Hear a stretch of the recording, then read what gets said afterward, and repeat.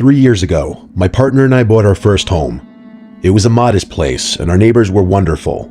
Life was good. So good, in fact, that 18 months later, when those neighbors decided to sell their house, which was larger and had more luxuries like a driveway, a garage, and a bathtub, we jumped at the chance. We bought their house and put our old one right next door up for sale. After reading several motivation letters from potential buyers, we chose a Polish couple. They only spoke in English to us and not in Dutch like we did, but everything seemed normal. They asked for some tips about the house, and we had some pleasant, small-scale small talk. But looking back, that was the calm before the storm. Even before the big incidents, things felt off. We started experiencing bizarre disturbances at the strangest hours. Sometimes at midnight, we'd hear heavy banging or incredibly loud music blasting through the walls without warning. It wasn't constant, but it was enough to make us feel like we didn't truly know who was living a few feet away. The first red flag appeared when the neighbor came home with severe damage to both sides of his car. It looked like he had scraped against a guardrail at high speed on both sides. When we asked what happened, he gave a clumsy excuse: a concrete pole on one side and a trailer taking a turn too wide on the other. We chose to believe him, even though the math didn't add up. One evening around 6 p.m., the neighbor called us in a total panic. He claimed people were outside his house, turning his security cameras away. He begged us to check it out and call the police. We looked, and sure enough, 2 men were breaking in. We called the cops immediately. It took the cops 20 minutes to arrive, so the burglars were already gone. The neighbor's wife came racing into the street, parked her car, and frantically ran inside to her sweet little French bulldog, and the police, who were at the time already there. When I was walking my dog curiously, I saw the husband park his car 3 streets away and walk to the scene, as if he was hiding the vehicle from the police. But that thought didn't occur to me at the moment. Later, when we checked the doorbell footage, we saw the burglars standing there before the break-in, calmly discussing which house to target in Polish. Nothing was stolen, no one was caught. I told the police it felt like a setup, but I never heard back. A week later, I was at a housewarming party when my partner texted me, "The music next door is insanely loud again." A few minutes later, he called me, and his tone changed to pure terror. The neighbor's car had just come tearing through our front garden and slammed into the neighbor's own front door. 2 men were frantically loading the car with high-end electronics, like flat-screen TVs, professional speakers, and other expensive gear. They looked like the same men from the week before. This time, the police were a lot quicker. They arrived in exactly 7 minutes. The officers intercepted the men while they were still loading the car. When asked for ID, the men claimed they didn't have any. Then things got surreal. The man behind the wheel looked the officer in the eye and claimed to be my neighbor using my neighbor's actual name. But there was a catch. In the 9 months that they lived next to us, my neighbor had never spoken a single word of Dutch. This man, however, spoke fluent Dutch with a thick Polish accent.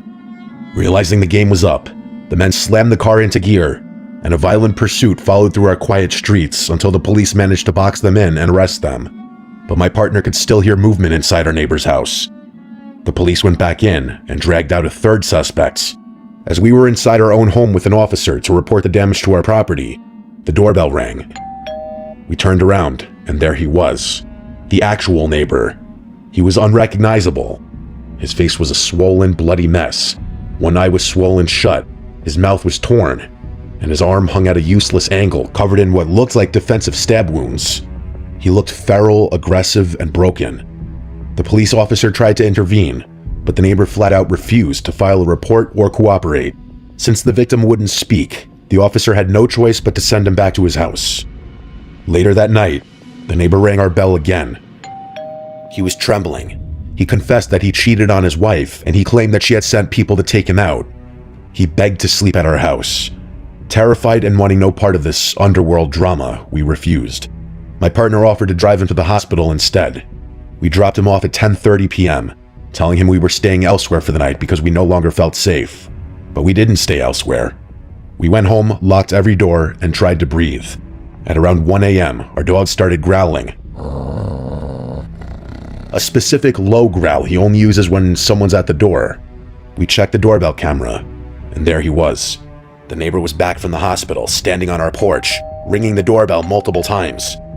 We sat in the dark, watching the screen in silence. Then, after what felt like an eternity, a car turned onto the street. The neighbor panicked. He scrambled off the porch and hid behind our cars in the driveway, crouching in the shadows. Watching this bloodied, broken man lurking in the dark behind our own cars was one of the most unsettling things I've ever seen. The car stopped, and a woman got out. It was his wife. She walked toward her front door, paused, and glanced at our driveway. She saw him. We held our breath, waiting for a confrontation, or worse. She walked toward him, and as she stepped into the pale yellow glow of the street lamp, she began to wail, a haunting, guttural crying. He didn't say a word, and she kept asking questions, her sobbing getting louder and louder, echoing through the empty street. Eventually, they both got into the car and drove away. We didn't see them for 3 days. We didn't even know where their dog was. The wife eventually returned alone. She found the dog inside, and she told us she doesn't think she'll ever see her husband again. Whatever the real story is, drugs, debt, or marriage turned lethal, I've realized one thing. I don't think I want to know.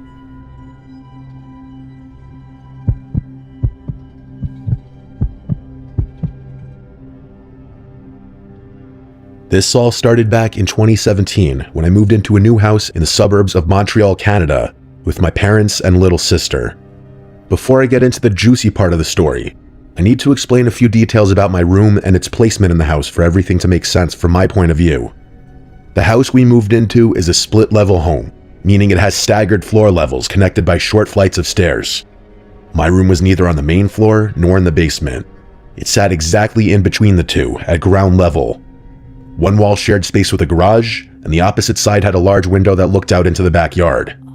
At the time, that window had plastic vertical blinds with several missing panels, so even when they were fully closed, I could still see outside through the gaps. On the garage side of my room was my closet, which had large sliding mirror doors. This meant that when I was in bed, no matter which side I faced, I could always see my window reflected back at me. I started noticing things about a year after we moved in, when I was 15. I remember watching YouTube videos on my tablet late at night since I had trouble falling asleep. One night, I heard something outside my window. I had left it open because it was really hot and we hadn't invested in an AC unit yet, so I relied on whatever breeze I could get. After hearing what sounded like footsteps or shuffling, I quickly paused my video and put the tablet down. The noise stopped along with the video, which made me think it had just been part of what I was watching, or maybe my imagination. I resumed the video and heard it again. I looked to my left toward the window, but didn't see anything. So I eventually fell asleep. For a few nights, nothing happened.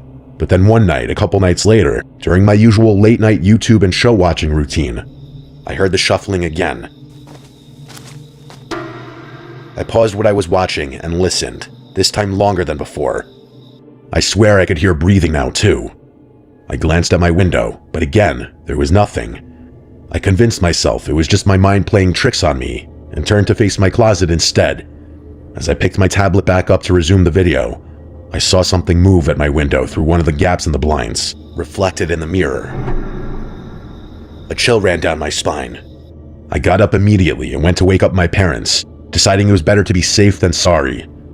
I told them what I had seen and heard, and even though my dad clearly doubted me, he went outside to check the backyard. A few minutes later, he came back saying he had checked every corner and didn't see anything. He told me that if someone had been there, he would have heard them come in through the squeaky gate, or he at least would have heard them leave. He also checked the Ring camera, which showed no one walking around the house toward the backyard. I suggested that the person could have jumped the fence into the neighbor's yard, but he quickly shut that down, saying we lived in a safe neighborhood and that I should stop watching scary movies. Unfortunately, I believed him and went back to bed. Every couple of weeks or months after that, I'd hear things again. Each time, I convinced myself it was all in my head and tried to focus on my videos or fall asleep. When winter came and everything was covered in snow, it stopped, and I eventually forgot about it. But the following year, it started again. It didn't happen often, once or twice a month at most, and always past 11 p.m. I tried not to pay attention to it, even when the noises sounded like clear footsteps or deep breathing. I watched a lot of scary movies and videos, so I kept telling myself that had to be the reason. I avoided looking at the window altogether, even though I tried to believe it was all in my head. Part of me was terrified of being proven wrong. One night, against my better judgment, I looked. Not directly at the window, that was too scary. I looked at the mirror instead. This time, I swear I saw the silhouette of a person. I ran upstairs again, and once again, after checking the entire backyard, my dad told me the same thing he had the year before. And once again, I believed him. This went on for a while. I started going to bed earlier, watching videos louder or with headphones, and completely avoiding my mirror, or worse, looking directly at my window. It always stopped when the weather got colder and started again in mid-spring. One night in early December of 2021, there was a huge windstorm. I was watching a stream with my boyfriend over Discord when I decided to grab a glass of water around 11:30 p.m. On my way, I noticed my parents sitting in the living room. It caught me off guard since they rarely stayed up that late, let alone outside their bedroom. Their faces looked tense and preoccupied. I asked if everything was okay, but they brushed it off, assuring me it was nothing. I assumed I had walked in on a conversation not meant for my ears and headed back toward my room. As I turned toward the stairs, flashes of red and blue light caught my attention through the front window. A police car was pulling into our driveway. My parents immediately stood up as if they'd been expecting it, and they rushed me to my room, telling me they'd call me if needed. I wanted answers, but I knew it wasn't time to push, so I went back to my room, curiosity eating away at me. Not even 2 minutes later, I was called back upstairs. This time, they didn't keep me in the dark. My dad explained that about 15 to 20 minutes earlier, during the windstorm, he had stepped into the backyard to make sure nothing had been blown over before going to bed. While scanning the yard, he noticed the light from my bedroom window illuminating something near it. As his eye adjusted, he realized it was a man standing motionless just outside my window, staring in. My dad yelled at him and started moving toward him, but the man immediately turned and ran. He jumped the back fence effortlessly, as if he'd done it 100 times before, and he disappeared into the neighboring yards. In that moment, everything I had feared for years stopped being a possibility and became a fact. I hadn't imagined it. Someone really had been there. Terrified, my parents called the police right away, and then went to knock on the neighbor's door to warn her. The older woman who lived there didn't open the door. Instead, she yelled at them to leave or she would call the cops herself. The police eventually arrived, but since my dad hadn't gotten a clear look at the man, there wasn't much they could do beyond increasing patrols in the area and recommending we install more cameras, which we did. In retrospect, my back neighbor's reaction still feels deeply suspicious to me. Why was her first response to threaten my parents when all they did was knock on her door to warn her? It raises a couple questions, such as, was she living with that man my dad saw? Or had she seen him too and genuinely thought it was him knocking? Did I know the person who stood outside my window for years, or was it just some creepy neighbor who noticed a teenage girl's room with poorly covered blinds and took advantage of it? Did he only want to watch, or was he working up to something else? Even now, those questions haunt me. Knowing that someone was really there the entire time makes every sound I brushed off, every breath I thought I imagined, and every silhouette I forced myself not to look at feel so much more terrifying. I've since switched rooms and can't look at windows facing our backyard the same way anymore. Thank God mine now faces the street. What scares me the most isn't that it happened, it's how long it went on for, without anyone knowing, and how easily it could have continued.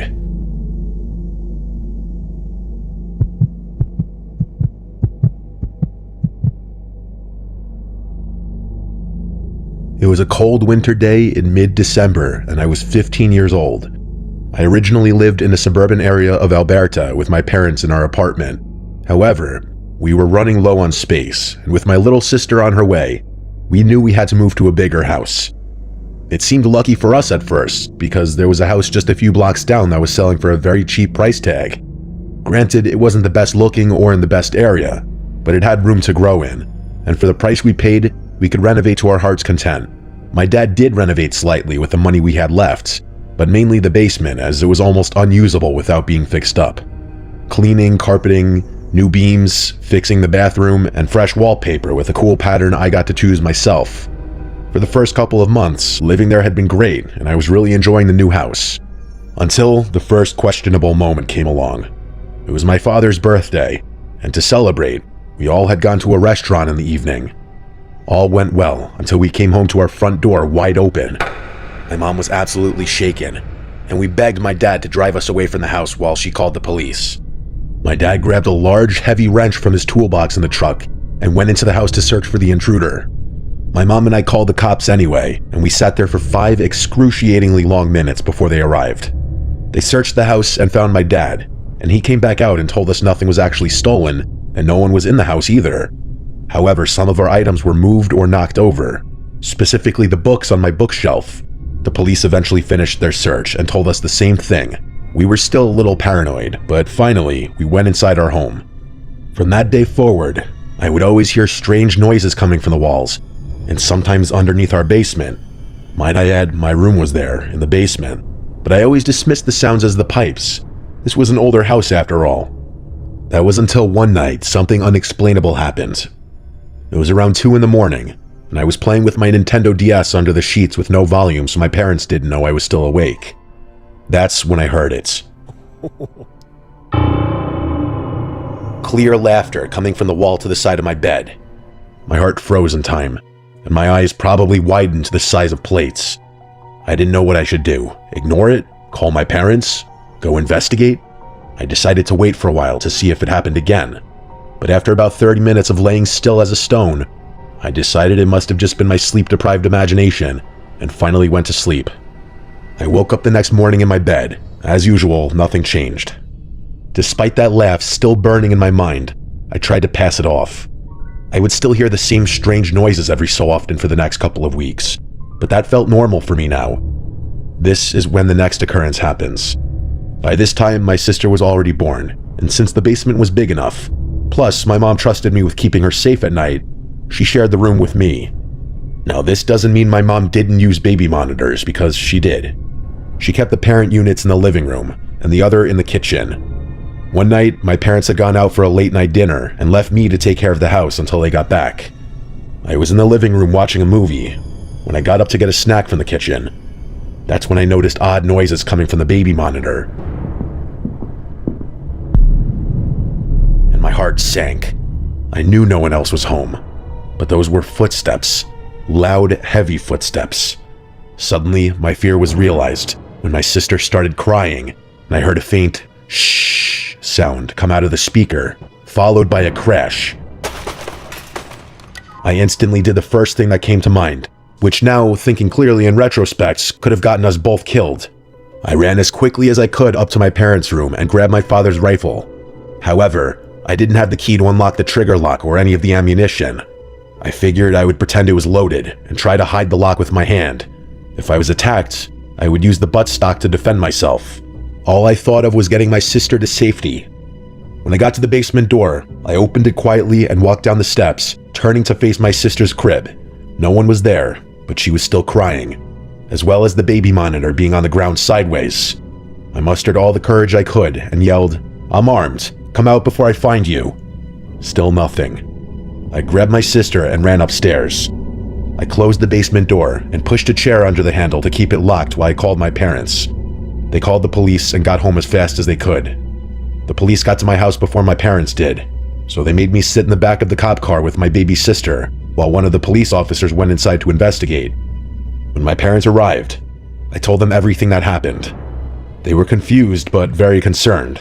They knew I wasn't the type of kid that would lie about something like this.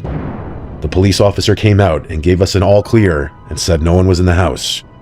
Just as they finished talking to us and were about to leave, my dad worriedly asked them if they checked behind the bookshelf.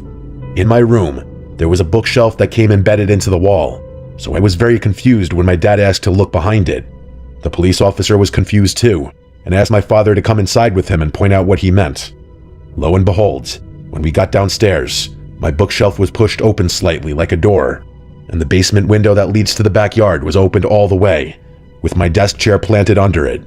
Behind the bookshelf was a small room with some of the pipes to our house, and the pipes wrapped around some of the walls. On the ground were some food wrappers, one of our cups that had gone missing, lotion, a switchblade, along with an apple that was partially eaten but still slightly fresh. Someone had been living in our house, and we didn't even know it this whole time. The police said that most likely while they were outside talking to us, whoever was here escaped through the open window. They said to call if we ever noticed anything suspicious.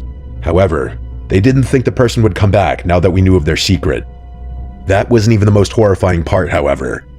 A few days later, I pushed open the bookshelf myself and explored it top to bottom. That's when I found a tiny hole in the wall, and when I looked through, it pointed directly to my bed and dresser. Whoever was in there was watching me sleep, get dressed, play my video games, do my homework, speak on the phone, everything. They knew most of my life. I'm an adult now, and I live in my own apartment with my boyfriend. My parents still live there 5 years later. To this day, I worry for them and hope whoever that was never returns.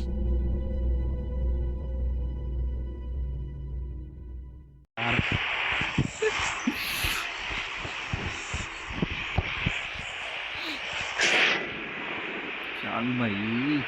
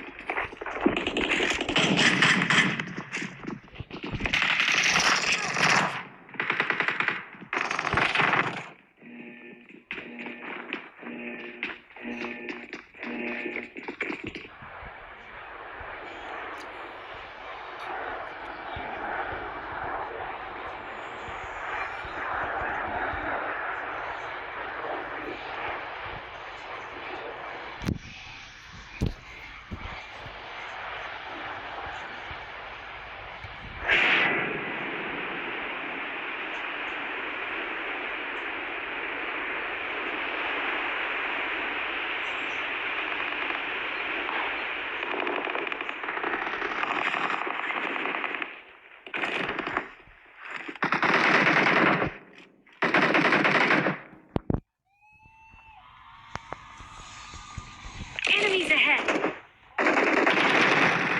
Help!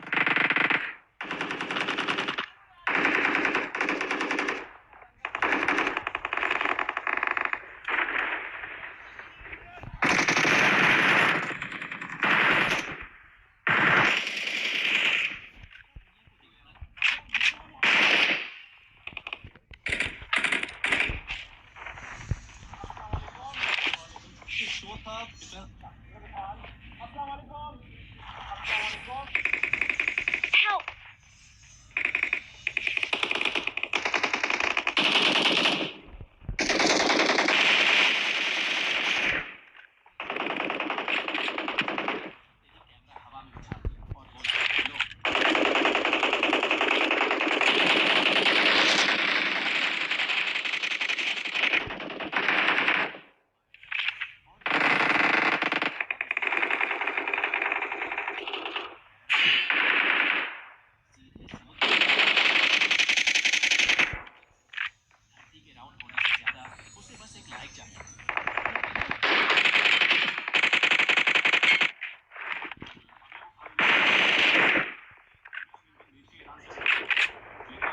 Awesome.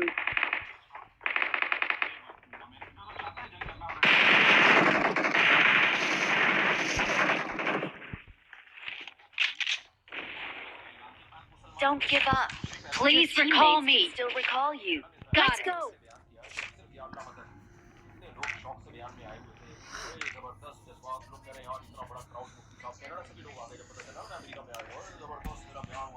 Shukriya. Awesome. होशियार रहना. Okay. I'm recalling a teammate. Thanks. Help!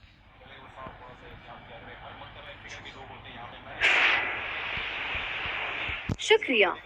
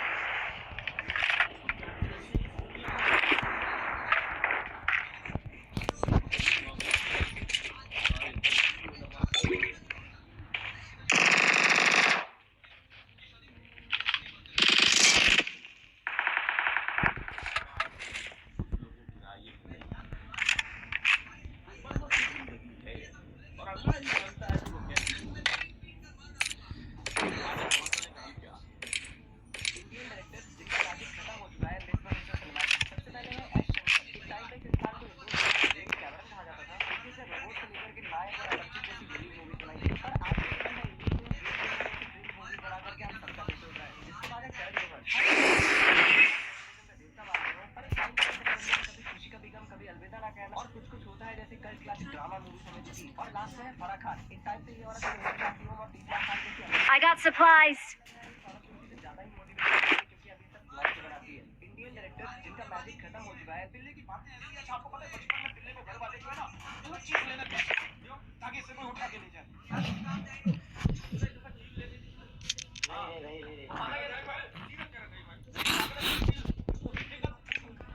और मैं आपको एक बात बताऊं भाभी, पिल्ले जैसा शौर जो है ना, ये आपको कहीं भी मिल सकता है। बचपन से माता पिता ऐसे बंदे को जो है ना घर वाले जो है सिर्फ इसीलिए पाल रहे होते हैं कि बड़ा हो जाए तो लड़ाई में सामने वाले से पैसे नहीं। पिल्ले की बातें ऐसी हैं, आपको पता है बचपन में पिल्ले को घर वाले जो है ना